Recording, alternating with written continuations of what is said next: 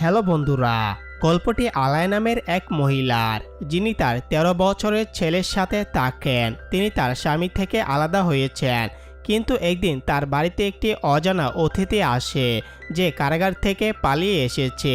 এরপর তার জীবন পুরোপুরি বদলে যায়। গল্পের শুরুতে আমরা আলায়াকে দেখতে পাই, যিনি তার ছেলে হেনরির সাথে থাকেন। তারা একে অপরের খুব যত্ন নেন। অনেক বছর আগে আলায়ার স্বামী জেরাল্ড তাকে ছেড়ে গিয়েছিল। জেরাল্ড অন্য একজনকে বিয়ে করে তার পরিবার নিয়ে সুখী জীবনযাপন করছে। তবে জেরাল্ড বারবার তার ছেলে হেনরিকে তার সঙ্গে থাকার জন্য বলে, কিন্তু হেনরি তার মায়ের সঙ্গে থাকতে চায়, কারণ সে দেখে তার মা সবসময় বিষণ্ণ। তার মায়ের জীবনে এমন কিছুই নেই যা তাকে খুশি করতে পারে। আলায়া সারাক্ষণ বাড়িতেই থাকে। তাদের জীবন এমনভাবেই চলছিল। শীঘ্রই হেনরির নতুন সেমিস্টার শুরু হতে চলেছে, তাই সে তার জামা কাপড় পরীক্ষা করছিল এবং দেখে যে তার পুরনো জামা কাপড় আর ফিট করছে না। তখন সে আলায়াকে জানায় এবং আলায়া তাকে শহরে নিয়ে যায় এবং সুপারমার্কেট থেকে তার জন্য জামা কাপড় কিনতে শুরু করে। সেই সময় হেনরি বলে যে সে কিছু কমিক্স কিনতে চায় এবং আলায়া তাকে অনুমতি দেয়। হেনরি তখন অ্যাডম্যাগনিস কিনতে যায়। তখন তার কাছে একটি আহত লোক আসে, যার নাম ফ্র্যাঙ্ক। ফ্র্যাঙ্ক তাকে বলে, তুমি কি আমাকে লিফট দেবে? হেনরি ফ্র্যাঙ্ককে আলায়ার কাছে নিয়ে যায় এবং তার মাকে সবকিছু জানায়। কিন্তু আলায়া ফ্র্যাঙ্ককে দেখে ভয় পেতে থাকে। তার মনে হয় ফ্র্যাঙ্ক হয়তো তাদের ক্ষতি করতে পারে।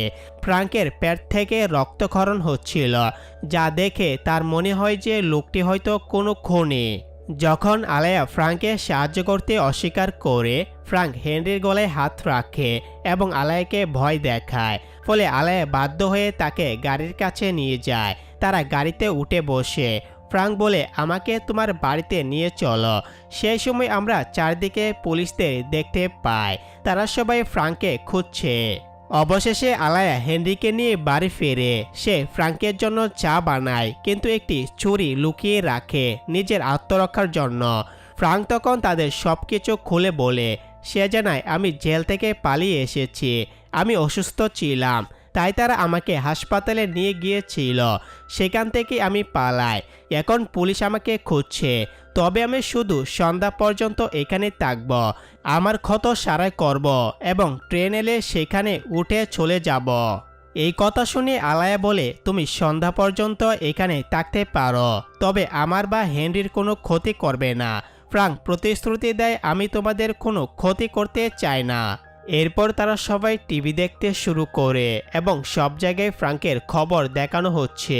এটি দেখে হেনরি ভয় পেয়ে যায় এবং ভাবে, যদি পুলিশ জানতে পারে যে আমরা ফ্র্যাঙ্ককে বাড়িতে লুকিয়ে রেখেছি, তবে তারা আমাদের আইনি ঝামেলায় ফেলতে পারে।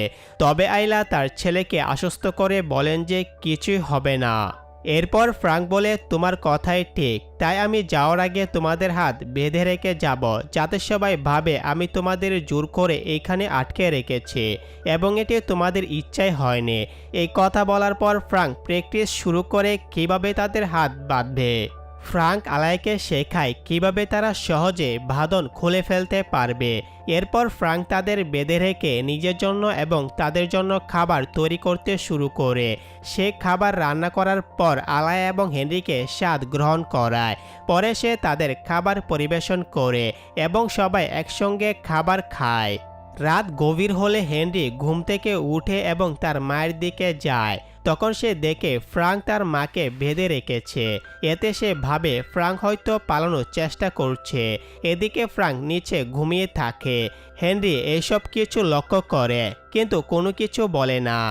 সকালে তারা ঘুম থেকে উঠলে ফ্র্যাঙ্ক কাজে লেগে যায়। সে বাড়ি পরিষ্কার করে, সিঁড়ি মেরামত করে, এমনকি তাদের দীর্ঘদিন ধরে নষ্ট হয়ে থাকা গাড়িও ঠিক করে দেয়।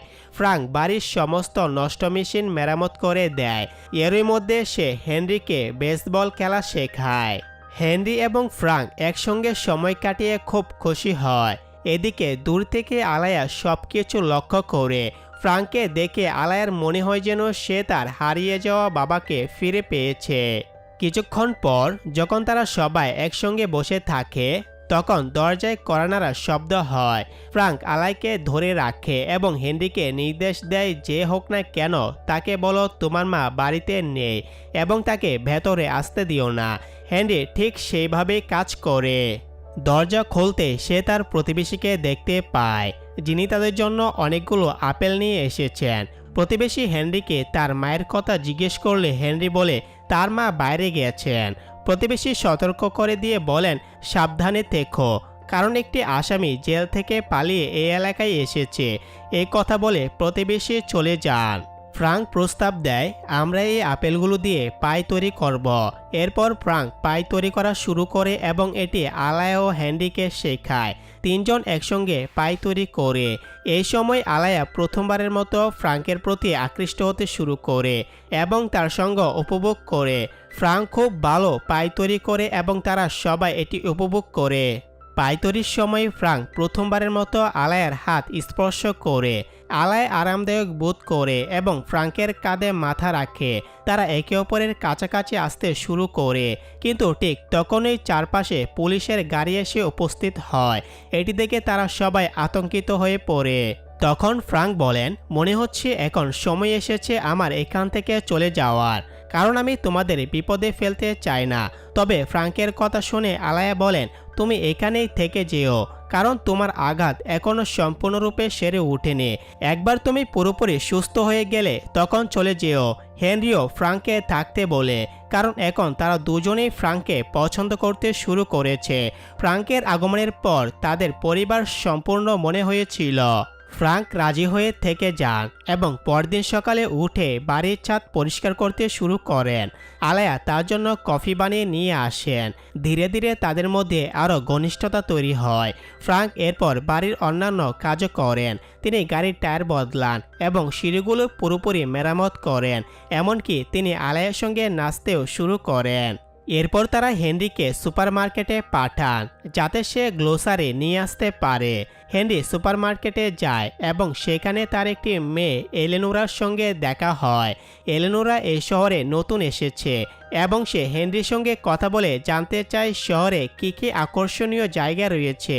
হেনরি তাকে বিভিন্ন জায়গার কথা বলে এবং তাদের মধ্যে বন্ধুত্ব হয়। তবে হেনরি যখন বাড়ি ফেরার পথে ছিল তখন চারপাশে পুলিশ দেখতে পেয়ে সে দ্রুত বাড়ি চলে আসে। বাড়ি ঢোকার সময় সে দরজা খোলা রেখে ভেতরে ঢুকে যায়। সে সুযোগে তাদের প্রতিবেশী এভলিন বাড়ির ভেতরে ঢুকে পড়েন।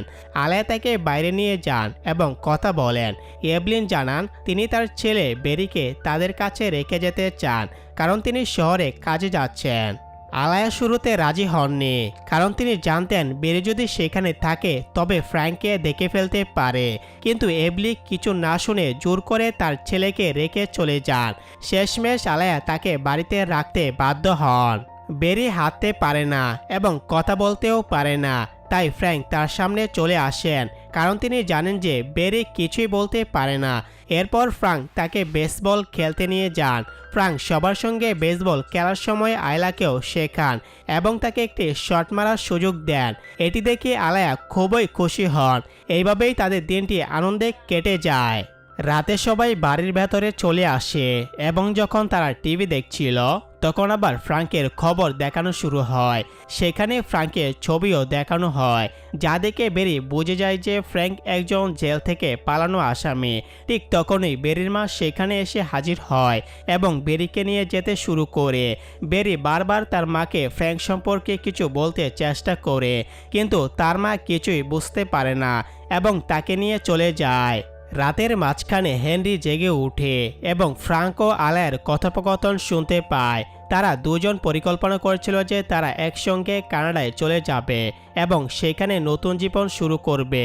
সকালে আলায়া হেনরিকে সুপারমার্কেটে পাঠায় এবং বলে সেখানে লাইব্রেরিতে যাও, কানাডা সম্পর্কে কোনো বই পাও কিনা দেখো, আমাদের সেখানে কি কি দরকার হবে তা জানতে হবে।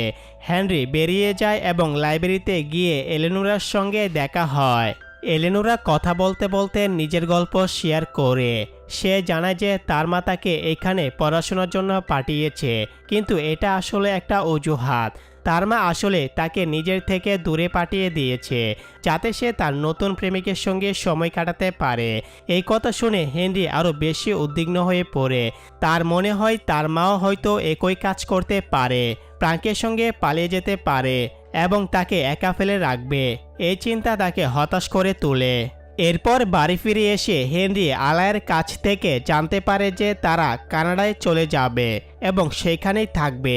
এই কথা শুনে হেনরি ভেঙে পড়ে। তার মনে হয় আলায়া তাকে ছেড়ে চলে যাবে, কিন্তু আলায়া তাকে আশ্বস্ত করে বলে, তুমি আমার ছেলে, আমি তোমাকে ছাড়া কোথাও যাব না। তুমি এমন কথা ভাবছ কিভাবে? আমরা সবাই একসঙ্গে যাব। আলায়ার এই কথায় হেনরি স্বস্তি পায় এবং খুশি হয়। পরের দিন সবাই তাদের প্রয়োজনীয় জিনিসপত্র গোছাতে শুরু করে। আলায়া হেনরিকে বলে, তুমি নতুন স্কুলে যাবে। হেনরি বলে, আমি একটু বাইরে থেকে ঘুরে আসি। এই বলে সে এলেনোরার কাছে যায় এবং তাকে জানায় যে তারা আগামীকাল শহর ছেড়ে চলে যাবে। এই কথা শুনে এলেনোরা দুঃখ পায়, কারণ শহরে তার একমাত্র বন্ধু ছিল হেনরি। এরপর আমরা আলায়া এবং ফ্রাঙ্ককে দেখি। ফ্রাঙ্ক ঠিকমতো হাঁটতে পারছে না, কারণ তার ক্ষতস্থানে ইনফেকশন হয়েছে। তাই আলায়া বলে, আমি শহরে যাচ্ছি, তোমার জন্য কিছু ঔষধ নিয়ে আসব। কিন্তু যখন সে গাড়িতে উঠে তাকে খুব হতাশাগ্রস্ত দেখায়। ফ্রাঙ্ক এই বিষয়টি লক্ষ্য করে এবং আলায়ার কাছে গিয়ে জিজ্ঞেস করে, তোমার কী সমস্যা? যদি কিছু হয় আমাকে বলতে পারো। এই কথা শুনে আলায়া তার গল্প বলতে শুরু করে। সে বলে, আমি আমার স্বামীর সঙ্গে খুব খুশি ছিলাম, কিন্তু হেনরি জন্মের পর কয়েক বছর যেতে না যেতে আমার স্বামী আরও একটি সন্তানের আশা করছিল। আমরা অনেকবার চেষ্টা করেছি, কিন্তু পরে ডাক্তার জানান যে আমি আর কখনো মা হতে পারবো না। এই খবর শুনে আমার স্বামী খুবই হতাশ হয় এবং আমাকে ছেড়ে চলে যায়। সে আরেকটি বিয়ে করে এবং অনেক সন্তান হয় তার। তখন থেকেই আমি গভীর হতাশায় ভুগি এবং বাড়ি থেকে বের হতে ইচ্ছা করতো না। এই কথা বলার পর আলায়া ফ্রাঙ্কের কাছে ক্ষমা চায় এবং বলে, যদি আমরা একসঙ্গে থাকি তবুও আমি তোমাকে একটি পরিবার দিতে পারবো না। ফ্রাঙ্ক উত্তর দেয়, আমাদের কাছে ইতিমধ্যে হেনরি আছে এবং সেই আমাদের পরিবার। এর বাইরে আর কিছুই আমার প্রয়োজন নেই। এরপর ফ্রাঙ্ক তার নিজের গল্প বলতে শুরু করে। সে জানায়, আমি মিলিটারিতে ছিলাম এবং বাড়িতে খুব কম আসতাম। আমার স্ত্রীর সঙ্গে আমার সম্পর্ক ভালো ছিল না, কারণ সে সবসময় অন্য পুরুষদের সঙ্গে সময় কাটাতো। আমাদের একটি ছেলে ছিল, কিন্তু একদিন আমি জানতে পারি যে সে আমার নিজের সন্তান নয়। আমি রেগে গিয়ে তাকে ধাক্কা দিই। সে ধাক্কায় সে মাটিতে পড়ে যায় এবং তার মাথায় আঘাত লাগে, ফলে সে মারা যায়। আমি সবাইকে বোঝানোর চেষ্টা করি যে এটি একটি দুর্ঘটনা ছিল, কিন্তু কেউ আমাকে বিশ্বাস করেনি এবং আমাকে জেলে পাঠানো হয়। এরপর সময় আসে যখন তারা সবাই শহর ছাড়ার প্রস্তুতি নিচ্ছে, কিন্তু এর আগে হেনরি তার বাবাকে একটি চিঠি লেখে এবং জানায় যে সে তার মায়ের সঙ্গে কানাডায় যাচ্ছে। চিঠি পোস্ট করে ফেরার পথে হেনরির সঙ্গে একটি পুলিশ অফিসারের দেখা হয়। পুলিশ অফিসার তাকে লিফট দিতে চায়, কিন্তু হেনরি বারবার তা প্রত্যাখ্যান করে। এতে অফিসারের সন্দেহ হয় এবং সে হেনরিকে গাড়িতে তুলে নেয়। যখন তারা বাড়িতে পৌঁছায়, আলায়া দেখে যে হেনরি একজন পুলিশ অফিসারের সঙ্গে এসেছে। এতে সে আতঙ্কিত হয়ে পড়ে। পুলিশ অফিসার আলাইকে জিজ্ঞেস করে, এতগুলো জিনিসপত্র নিয়ে কোথায় যাচ্ছ? আলায় উত্তর দেয়, এসব অপ্রয়োজনীয় জিনিস যা আমরা ফেলে দিতে যাচ্ছি। তখন পুলিশ অফিসার বলে, আমি আপনাদের সাহায্য করতে পারি। ফ্রাঙ্ক তখন সবকিছু উপর থেকে দেখছিল। পুলিশ অফিসার বাড়ির ভেতরে ঢুকে কিছু জিনিস গাড়িতে নিয়ে ভরে ফেলে এবং সেখান থেকে চলে যায়।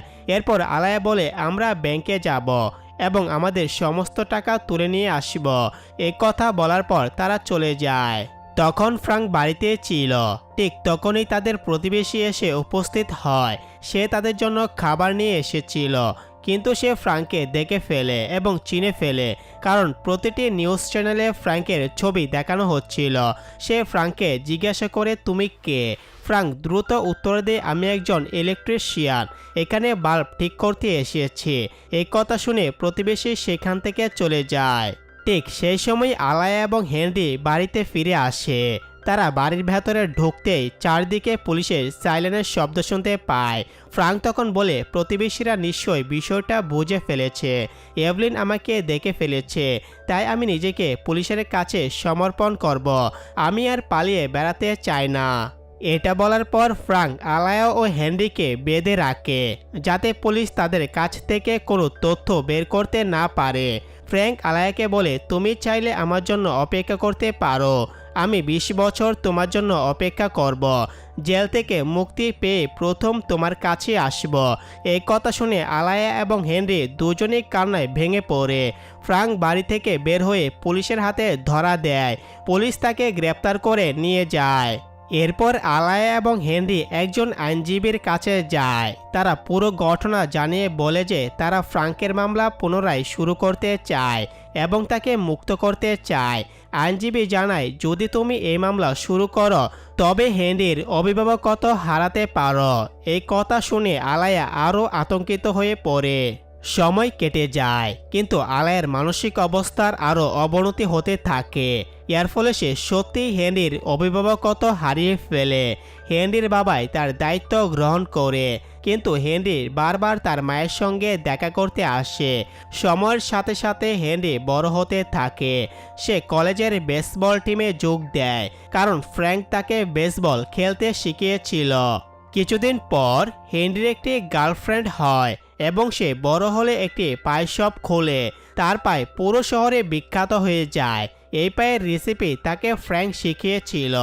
একদিন হেনরি একটি চিঠি পায়। চিঠিতে ফ্র্যাঙ্ক লিখেছে, আমি একটি পত্রিকায় তোমার আর্টিকেল পড়েছি। তোমার জন্য আমি খুবই গর্বিত। পুরো দেশ তোমাকে নিয়ে আলোচনা করছে।